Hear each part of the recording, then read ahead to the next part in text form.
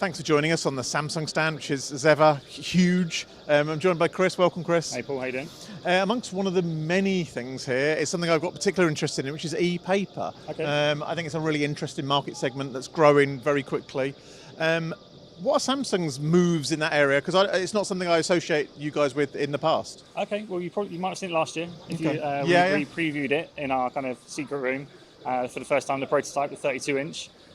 We've taken lots of customer feedback. We've done lots of demos this year to prospective clients to kind of understand where it might fit in the market and how it's different. And obviously, we're not looking to replace LCD product with it, really. We're looking to replace paper. So actually changing the size and the format is what's going to help drive adoption. And so what you'll see from us this year is there's a 13-inch, that's equivalent of A4, a 25-inch, that's equivalent of A3, there's a 32-inch, and then there's even a 75 outdoor, which is a prototype. So really starting to understand the market better, understand the applications, and I think it's an exciting future with this technology. It's interesting to hear you say that, because whenever it's been kind of spoken about in the past, it's been to replace other screens that were there, but you're saying actually it's to replace paper, not screens. And I think we've come at it from a customer perspective. You know, we've spent a lot of time with customers the last 12 months to really understand where they see it fitting in their business. You know, from car showrooms to, as you know, grocery stores. You know, there's lots and lots of different applications, corporate buildings, offices, that kind of stuff. So there's lots and lots of different ways. But instead of us kind of approaching the market with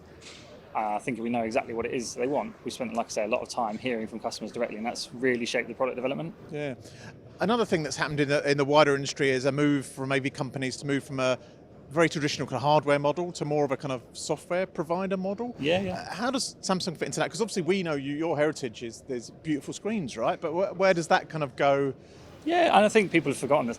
Not forgotten, but maybe you think that Samsung's a purely hardware vendor. You know, we've had Magic Info for many years, and you know, that was really an enabler as much as, you know. But now we have VXT, you know, which is a standalone content management platform, which is obviously really developing an ecosystem for us with our purse integration with lots of different third-party organisations able to develop within the ecosystem. So people like LDSK now looking at that kind of rev share model within the platform. You've got then things like SmartThings Pro, which is really a connector for us into lots of different kind of worlds. How we take data from sensors. So we're really kind of looking at how we can bring more value to that kind of connected world. So really that kind of IoT space, we're really moving in a very, very different direction. Purely from being hardware, you know, we're still a hardware company really, but you know, there's a lot more to it now. No, it's going to be a really interesting one to watch, kind of what you guys do with that side of things, certainly. I forgot to mention actually, with VXT, we've got, it's the first CMS that is dedicated for e-paper products. So there's some things we'll be able to show you actually where you know, starting to kind of pair the two, you know, rather than being kind of isolated. Fantastic. And finally, you know, we know you guys, I said primarily for the sort of screens and stuff, the LFD market is an interesting one. Where is that moving at the moment? Are we just going bigger year on year, or is there different things happening in that market? Yeah, I've been in Samsung 4 years now, and the biggest single panel we'd ever made until now was 98. You know, in lots of different kind of flavours.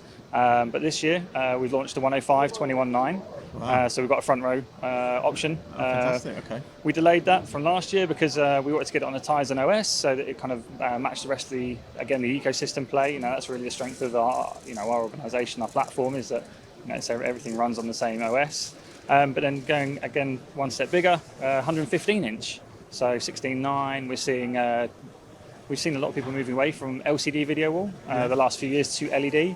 But obviously where we are right now, I think a lot of people are looking for better value for money. And so, it doesn't all fit every budget, does it, right? Absolutely. So you need to, providers like yourself needs to kind of have that wider portfolio. Yes, instead of putting a 2x2 together with 55s or something, you know, with the complexities that can create, a single panel, 115-inch, nice and straightforward. So a nice addition to the portfolio. Fantastic. Chris, many thanks for your time. I mean, as ever, Samsung stand is an absolutely must visit, right, during the show. Yeah, absolutely. You're always putting so much incredible effort into the show, and it's a show in itself, really, the stand. They've done a fantastic job. Best luck job. with the rest of the show, and many thanks for your time. Nice one. Cheers, Paul.